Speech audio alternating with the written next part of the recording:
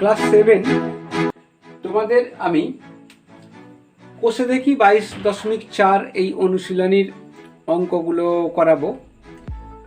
তো এখানে আমি প্রতিটা অঙ্ক কিভাবে সমীকরণ তৈরি করতে হবে, এখানে সমীকরণ গঠন করতে হবে, তার সমাধান করতে হবে, সেইগুলো নিয়ে আমি একটু আলোচনা করি। প্রথম অঙ্কটা দেখো, বলছি বারুইপাড়ার শাকিল তার জমিকে সমান দুটি ভাগ করে কলা ও পান চাষ করে প্রথমে এই মোট 2830 টাকা আয় করেন। পান চাষ করে তিনি কলার চেয়ে 630 টাকা বেশি আয় করেন। কলা চাষ করে তিনি কত টাকা পেয়েছিলেন হিসেব করি। সাধারণত আমরা করব কি, যেটা চেয়েছে অ্যান্সার সেইটাকে আমরা এক্স ধরবো। তাহলে এখানে আমরা এক্স ধরবো। কলা চাষ করে কত পেয়েছেন সেটা চেয়েছে, তাই আমরা লিখব ধরি কলা চাষ করে তিনি এক্স টাকা আয় করেছেন। ধরি, এটা একের দাগের অঙ্ক, ধরি কলা চাষ করে তিনি এক্স টাকা আয় করেছেন। তাহলে এবার পান চাষ করে কলা চাষের থেকে 630 টাকা বেশি আয় করেন। তাহলে অতএব পান চাষ করে আয় করেছেন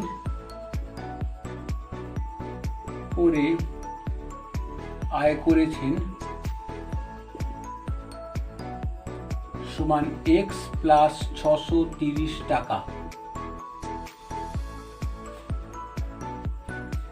এবার তিনি মোট আয় করেছেন 2830 টাকা। অতএব নির্ণয় সমীকরণ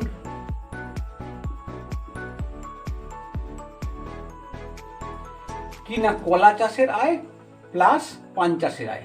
কলা চাষের আয় কত, এক্স টাকা, প্লাস পান চাষের আয় হচ্ছে এক্স প্লাস 630, এইটা সমান 2830 টাকা। কোনো দিকে আর টাকা লিখলাম না বলে কোনো দিকে টাকা এদিকেও টাকা লিখলাম না।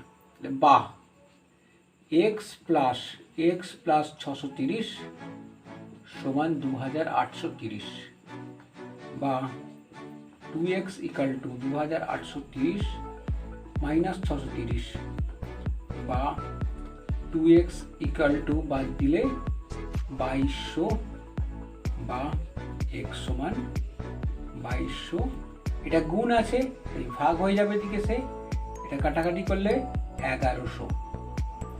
তাহলে x এর মান পেলাম সমান হচ্ছে 1100। অতএব কলা চাষ করে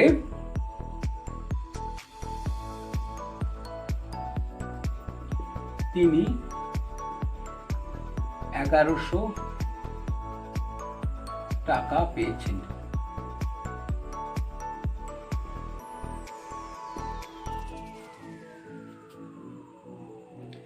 দুয়ের অঙ্ক, কুমারদের আয়তাকার জমির দৈর্ঘ্য প্রস্থের 1.5 গুণ। প্রস্থ আমরা জানি ছোটটাকে বলে প্রস্থ, দৈর্ঘ্য হচ্ছে প্রস্থের 1.5 গুণ। জমিটির পরিসীমা 400 মিটার। কুমারদের জমির দৈর্ঘ্য প্রস্থ হিসেব করে লিখি। এখানে দুটোই চেয়েছে, দৈর্ঘ্য প্রস্থ দুটোই চেয়েছে। তা আমরা ছোটটাকে এক্স ধরবো, সেটা সুবিধাজনক। তাহলে ধরি প্রস্থ সমান এক্স মিটার। দুয়েরটা ধরি জমিটির প্রস্থ সমান এক্স মিটার। অতএব দৈর্ঘ্য সমান কি, প্রস্থের 1.5 গুণ। তাহলে এক্স মিটার গুণিত 1 পূর্ণ 1 2, এটা পূর্ণ করলে 3 2, তাহলে হচ্ছে এক্স গুণিত 3 2 মিটার সমান 3x/2 মিটার। এখন পরিসীমা, আয়তাকার জমির পরিসীমা কি, আয়তাকার জমির পরিসীমা সমান 2 × দৈর্ঘ্য প্লাস প্রস্থ।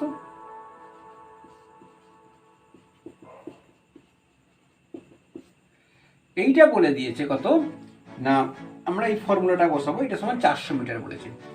অতএব 2 × দৈর্ঘ্য মানে 3x/2, প্রস্থ মানে x ইজ ইকুয়াল টু 400, বা এই 2টা দিয়ে ডিভাইড করে দেবো, আর এইটা লসাগু করবো আমরা। 2 3x + 2x ইকাল টু এই দুইটা দিয়ে ডিভাইড করবো 400/2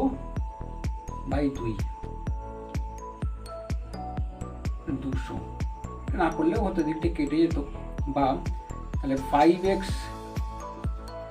কোনাকুনি গুণ হয়, তাহলে 200 400 বা x ইকাল টু 400/5 কাটলে 5 8 40 80। তাহলে প্রস্থ পেলাম 80। তাহলে অতএব প্রস্থ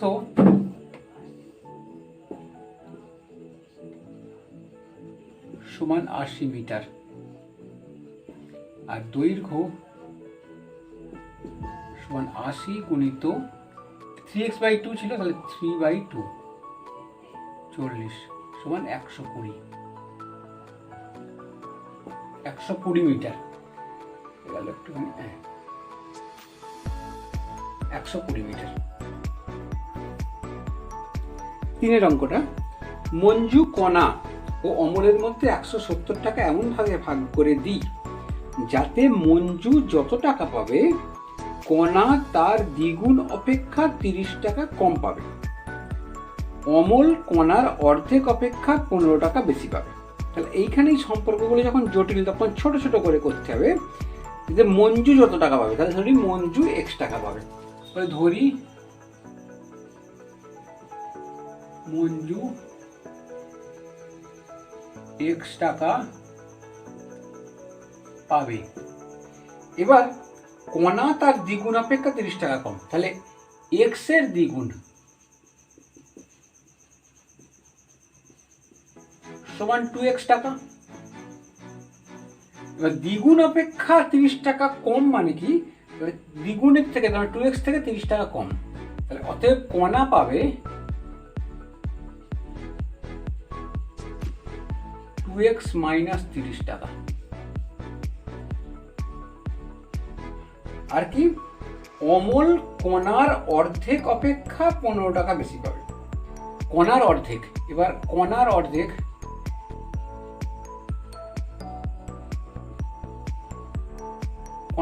টাকা সমান 2x minus 30/2।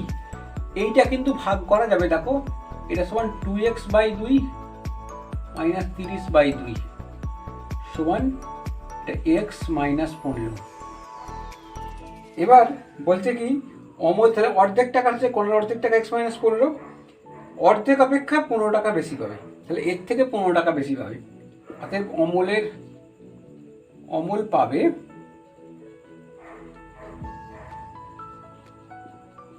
x minus 15 plus 15 সমান x টাকা।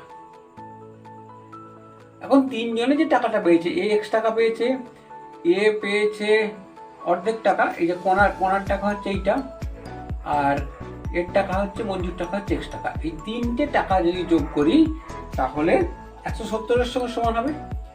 অতএব এইখানে করলাম, অতএব শর্তানুসারে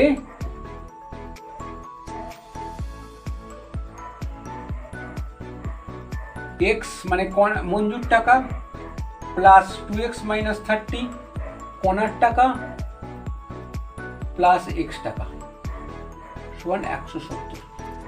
বা সব x গুলোকে এক জায়গায় রাখো, x plus 2x plus x 170, এটা 30টা ওদিকে গেলে 30, বা 4x ইকাল টু 200 বা x ইকাল টু 200/4 75, সরি 50, 4 5 20 50। তাহলে অতএব মঞ্জু পায়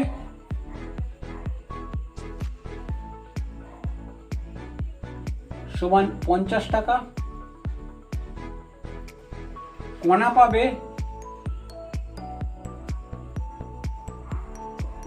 সমান 50-এর দ্বিগুণ, তাহলে 50 গুণিত 2 মাইনাস 30, তাহলে 100 থেকে 30 বাদ সমান 70 টাকা।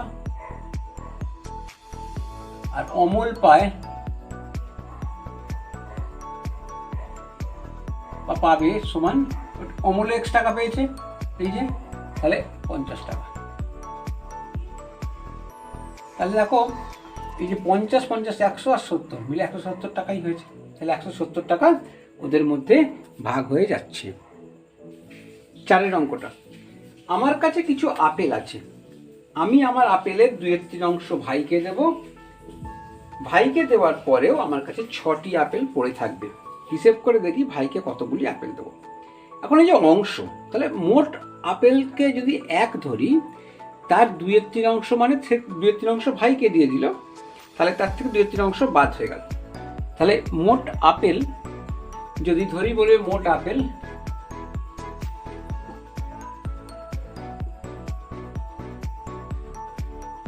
আমি এখানে 1 ধরলে 2/3 অংশ হয়, আমি এখানে মোট আপেল সমান xটি ধরি। তাহলে এবারে x এর 2/3, x এর 2/3 অংশ সমান x গুণিত 2/3 সমান 2x/3t। এই আপেলটা ভাই পেল, তাহলে ভাই পায় কতটি? আমার কাছে পড়ে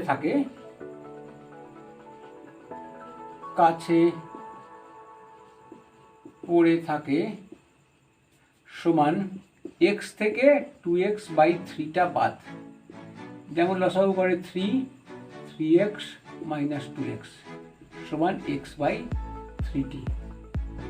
এবার বলছি আমার কাছে পড়ে আছে 6টি আপেল, অতএব x/3 সমান 6 বা x সমান 6 গুণিত 3 সমান 18। এবার কি বলেছে না, ভাইকে কতগুলি আপেল দেবো, তাহলে ভাইয়ের আপেল সংখ্যা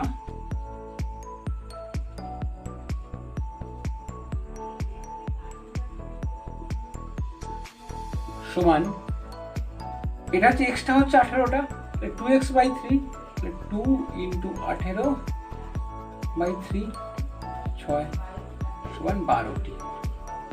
আমরা এটা এখানে 6টা পেয়েছে, 18 থেকে 6 বিয়োগ দিলেও করে দিতে পারতাম, আবার এটা দিয়েও করলাম, তাহলে এটা হলো অ্যান্সার। নেক্সট 5 অঙ্কটা, কোনো আয়তক্ষেত্রের দৈর্ঘ্য প্রস্থের অনুপাত 3:2, পরিসীমা 160 মিটার। তাহলে ক্ষেত্রফল হিসেব করে লিখি। ক্ষেত্রফল করতে গেলে আমাদের লাগে দৈর্ঘ্য আর প্রস্থ।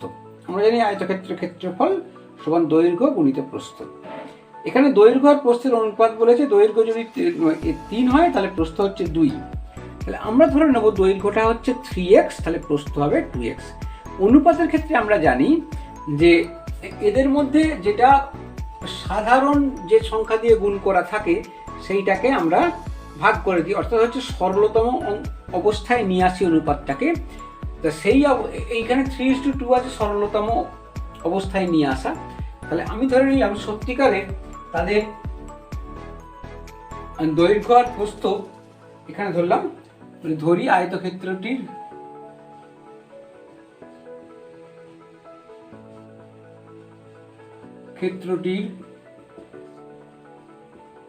দৈর্ঘ্য সমান 3x মিটার, তাই তো মিটারটাই আছে, দেখে নিলাম কোথায় গেল অঙ্কটা, হ্যাঁ মিটার, 3x মিটার,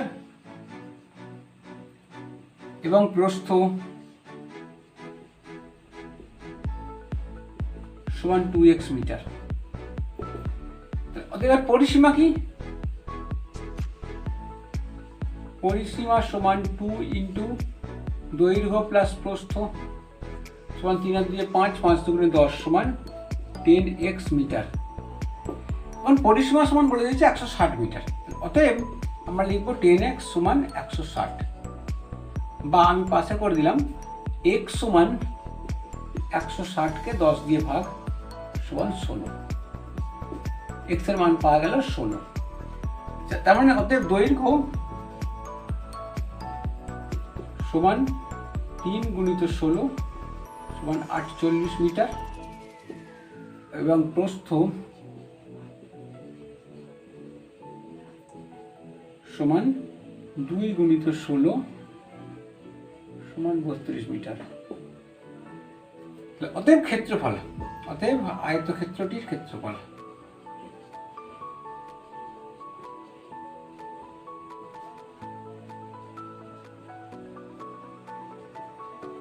48 গুণিত 32 এত বর্গমিটার। গুণ করতে হবে, এটা গুণ করলে আসে 1536 বর্গমিটার। তাহলে আয়তক্ষেত্রের ক্ষেত্রফলটা পাওয়া গেল। 6 অঙ্কটা দেখো, আমার ব্যাগে 5 টাকার ও 10 টাকার মোট মুদ্রার সংখ্যা 20টি। ব্যাগে মোট 145 টাকা থাকলে কোন মুদ্রা কতগুলি আছে হিসেব করে লিখি। আমার ব্যাগে 5 টাকার ও 10 টাকার মোট মুদ্রার সংখ্যা 20টি। ব্যাগে মোট 145 টাকা থাকলে কোন মুদ্রা কতগুলো আছে হিসেব করি। এখানে যেটা দিয়েছে দেখো, এখানে কিন্তু সমীকরণটা মানে দুরকম ভাবে দেয়া আছে। এখান থেকে আমরা সরাসরি এক্স ধরবো একটা, তাহলে ধরে নিলাম এটা হচ্ছে 6 অঙ্কটা, ধরি 5 টাকার মুদ্রার সংখ্যা সমান এক্সটি। এবার 5 টাকার 10 টাকার মুদ্রা মিলে 20টা আছে, তাহলে 5 টাকার যদি এক্সটা হয় তাহলে 10 টাকার মুদ্রার সংখ্যা নিশ্চয়ই 20 মাইনাস এক্স হবে। তাহলে অতএব 10 টাকার মুদ্রার সংখ্যা সমান 20 মাইনাস এক্সটি। এবার দেখবো 5 টাকার যে এক্সট্রা মুদ্রা ছিল তার মোট মূল্য কত। এখন 5 টাকার মুদ্রার মোট মূল্য সমান 5 ইন্টু এক্স সমান 5x টাকা, এবং 10 টাকার মুদ্রার মোট মূল্য 20 মাইনাস এক্স, এটা 10 টাকার আছে গুণিত 10 সমান, এটা গুণ করলে আসে 200 মাইনাস 10x এত টাকা। এবার এই দুটো মিলে হবে 145 টাকা। এখন শর্তানুসারে মানে 5 টাকার মোট মূল্য আর 10 টাকার মোট মূল্য এই দুটো যোগ করলে আসলে 145 টাকা। তাহলে এখন শর্তানুসারে 5x plus 200 minus 10x is equal to 145, বা 5x মাইনাস 10x 145 মাইনাস পক্ষান্তর করলে 200 ওদিকে চলে যাবে, তাহলে মাইনাস 200। তাহলে এখানে পেলাম মাইনাস 5x, এখানেও মাইনাস পাবো মাইনাস, এটা কত পাবো 55, তাহলে বা x equal to minus 55 divided by minus 5x, 5 minus minus কাটলো 5 এর 11 সমান 11টি, এক্স টি লিখবো না, এক্স সমান 11। এখন আমি এক্স ধরেছি কোনটাকে, 5 টাকার মুদ্রার সংখ্যা এক্স ধরেছি, তাহলে 5 টাকার মুদ্রার সংখ্যা হলো এক্স অর্থাৎ 11টি। অতএব 5 টাকার মুদ্রার সংখ্যা সমান 11টি, আর 10 টাকার মুদ্রার সংখ্যা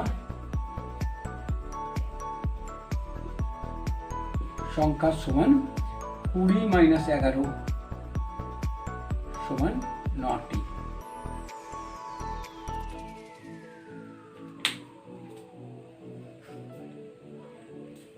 এবার আমরা 7 অঙ্কটা দেখব। একটি ত্রিভুজের 3টি কোণের মান যথাক্রমে x degree, 2x degree, 3x degree. তাহলে ত্রিভুজের বৃহত্তম কোণটির মান কত? আমরা জেনেছি যে ত্রিভুজের 3টি কোণের মানের সমষ্টি, সে যে কোনো ত্রিভুজই হোক না কেন, 180 ডিগ্রি। তাহলে এখানে 3টে কোণ, একটা x degree plus 2x degree plus 3x degree equal to 180 degree হবে। অতএব দিতে পারো একবারে শুরুটা এইভাবে করতে পারো, বা এগুলো সব যোগ করলে 3 আর দিয়ে 5 আর 1 6, তাহলে 6x degree equal to 180 degree, বা x degree equal to 180 degree divided by 6 সমান 30, এটা কাটাকাটি করলে 30। তাহলে অতএব বৃহত্তম কোণ আমরা দেখতেই পাচ্ছি 3x-টা বৃহত্তম 3x ডিগ্রিটা। তাহলে x এর মান বসাবো 3 × 30 = 90 ডিগ্রি। তার মানে এটা একটা সমকোণী ত্রিভুজ ছিল।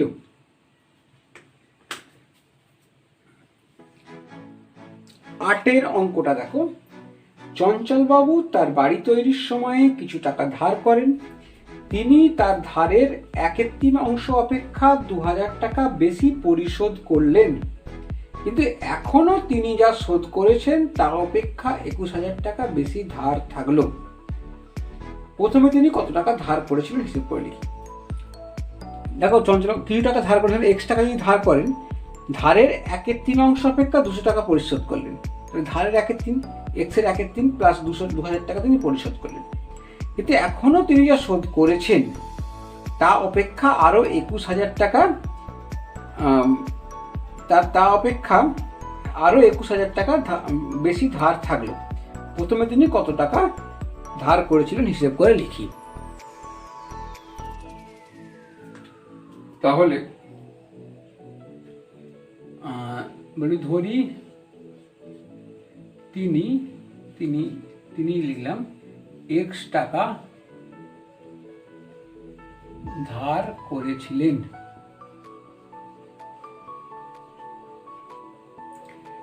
তা এর শোধ করেছেন কত? শোধ করেন, আচ্ছা, x এর 1/3, এটা লিখলাম না, x এর 1/3 অংশ সমান x × 1/3 সমান x/3 অংশ হলো। তাহলে শোধ করেছেন কত?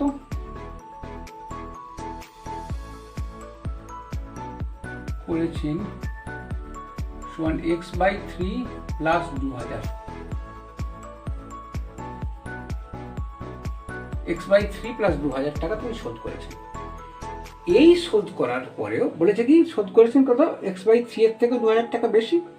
তাহলে এই শোধ করার পরেও তার বলছে কি শোধ করার পরেও কিন্তু এখনো তিনি যা শোধ করেছেন তা অপেক্ষা আরো 21000 টাকা বেশি রইল।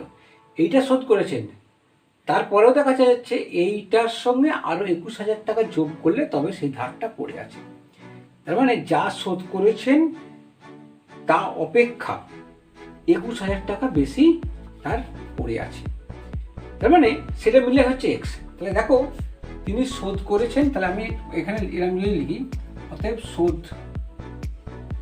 শোধ করা টাকা প্লাস বাকি টাকা সমান x। এর ধার করেছিলেন x টাকা, এরকম লিখতে পারি। শোধ করা টাকা কত?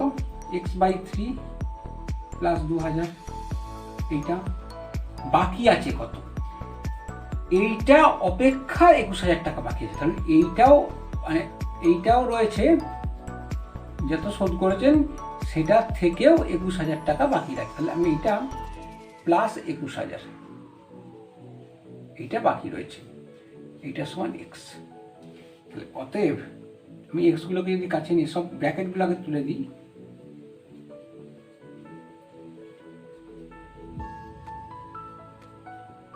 $23,000 = x, বা x গুলোকে আমি এদিকে নিয়ে চলে আসি, x/3 plus x/3 minus x, আর এদিকে হচ্ছে 25, 0। বা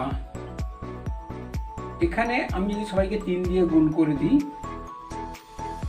যেহেতু 3 লসাগু আছে, তাহলে 3 দিয়ে সবাইকে গুণ করে দিলাম। 3 × x/3 plus 3 × x/3 minus 3x plus 3 × 25,000 = 0। এটা 3 কাটলো, এটা 3 কাটলো, এটা 3x রইল। তাহলে এখান থেকে পেলাম বা x, এখান থেকে পেলাম বা x, এখান থেকে minus 3x plus 75, equal to 0। আমি এটাকে ওপরটা একটু মুছে দিলাম।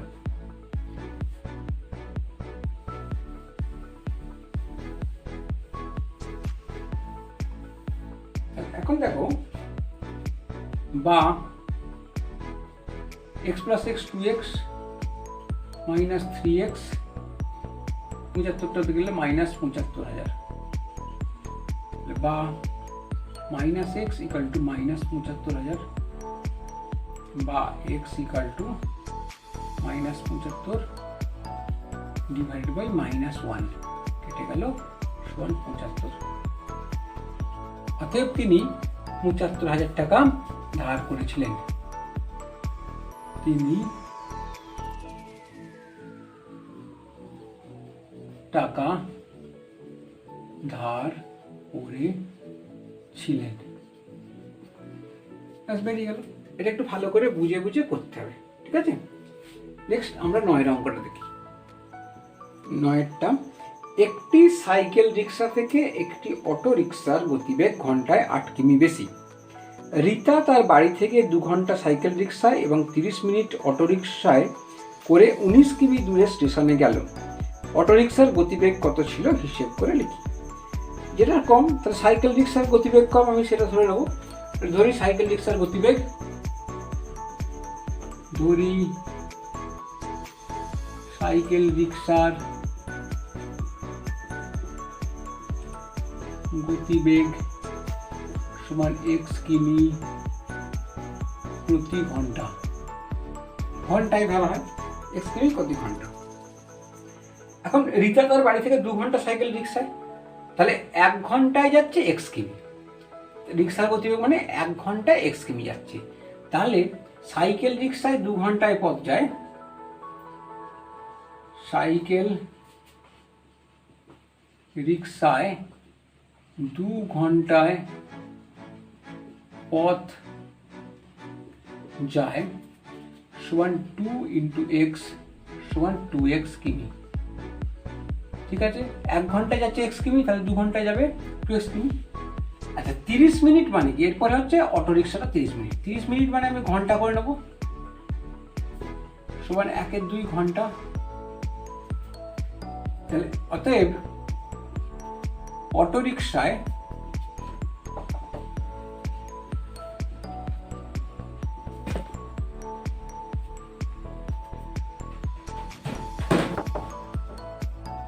রিক্সায় হাফ ঘন্টায়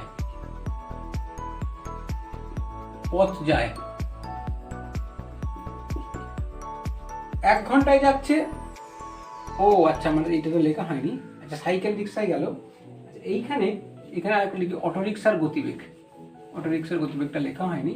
30 মিনিট সমান 8 ঘন্টা। সাইকেল রিক্সার থেকে অটো রিক্সার গতিবেগ ঘন্টায় 8 কিলোমিটার বেশি। তাহলে অতএব অটো রিক্সার গতিবেগ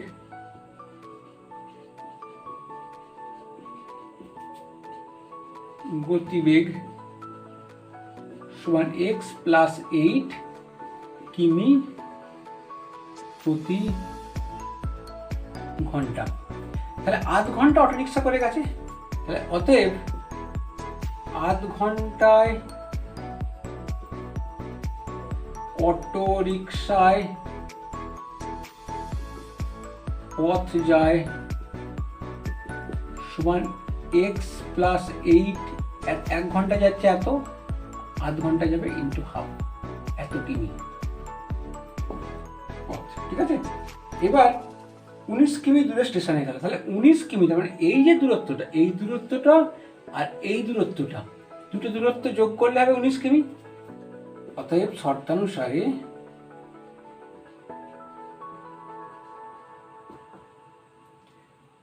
টু এক্স প্লাস, এটাকে আমরা লিখতে পারি x প্লাস 8/2।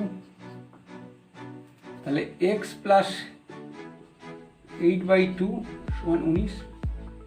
2 আছে নিচে লসাগু, সবাইকে 2 দিয়ে গুণ করে দাও, তাহলে লসাগুটা চলে যায়।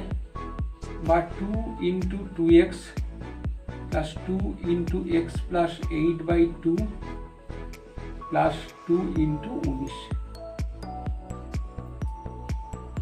বা 4x দুই দুই কেটে গেল, plus x plus 8 equal to 38, বা 5x ইকুয়াল টু 38 মাইনাস 8, বা 5x ইকুয়াল টু 30, বা x ইকুয়াল টু 30/5 সমান 6 দিয়ে কাটলো সমান 6। সুতরাং অটো রিক্সার গতিবেগ, এটা এক্সট্রা কার বেরোলো, সাইকেল রিক্সার গতিবেগ বেরোলো। তাহলে অটো রিক্সার গতিবেগ কি আমি এখানে করে নিলাম, অটো রিক্সার গতিবেগ x প্লাস 8। তাহলে অতএব অটো রিক্সার গতিবেগ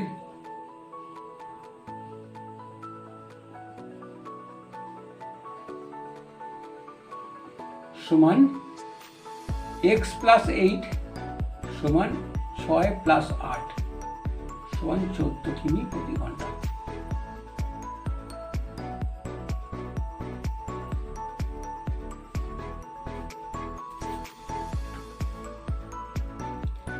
দশেরটা খুব ইন্টারেস্টিং অঙ্ক। মারিয়ার বর্তমান বয়স তার ছোট ভাইয়ের বয়সের চেয়ে 8 বছর বেশি। 4 বছর পর মারিয়ার বয়স তার ভাইয়ের বয়সের দ্বিগুণ হবে। তাদের বর্তমান বয়স কত হবে হিসেব করে লিখি। তাহলে আমরা ধরে নেব বর্তমান বয়স। তাহলে ভাই মানে ভাইয়ের বয়স সব থেকে কম, তাই আমরা ভাইয়ের বয়সটাই ধরলাম। বলে ধরি মারিয়ার ভাইয়ের বয়স সমান x বছর। বর্তমান বয়স লিখবে, এটা এখানে শুধু বয়স লেখাটা ঠিক নয়, এটা বর্তমান বয়স।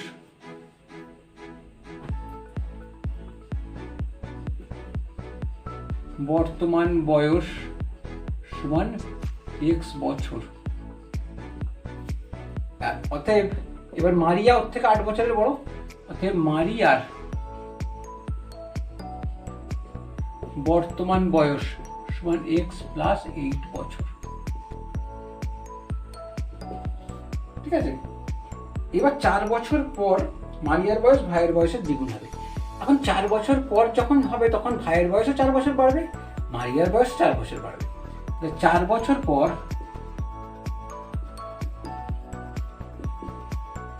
মারিয়ার বয়স হবে x প্লাস 8 বর্তমান বয়স ছিল, তার সঙ্গে 4 যোগ এত বছর, এবং ভাইয়ের বয়স হবে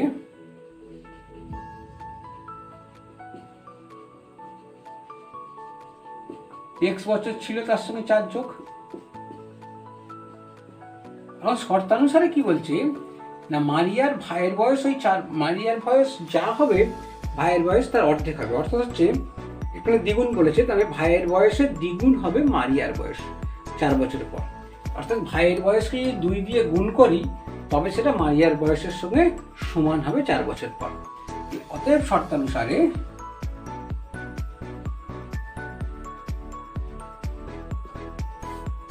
ভাইয়ের বয়সের দ্বিগুণ 2 ইন্টু x প্লাস 4 সমান হবে মারিয়ার বয়সের সঙ্গে সমান। ব্র্যাকেটগুলো তুলে দাও, 2x plus 8 equal to x plus 8 plus 4, বা এক্সগুলোকে এদিকে নিয়ে এসো, 2x minus x equal to 8 plus 4 minus 8। তাহলে 8 কেটে গেল এখানে, বা x ইকুয়াল টু 4। তাদের বর্তমান বয়স কত হিসেব করে লিখি। তাহলে এক্সটা বেরিয়েছে ভাইয়ের বয়স, তাহলে অতএব ভাইয়ের বয়স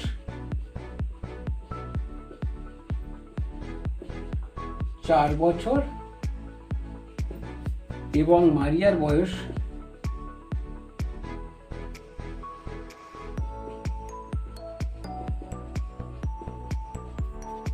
সমান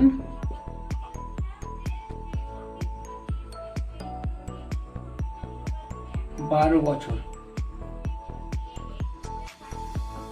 ঠিক আছে, এই গেল আমাদের এই চ্যাপ্টারের সমস্ত অঙ্কগুলো।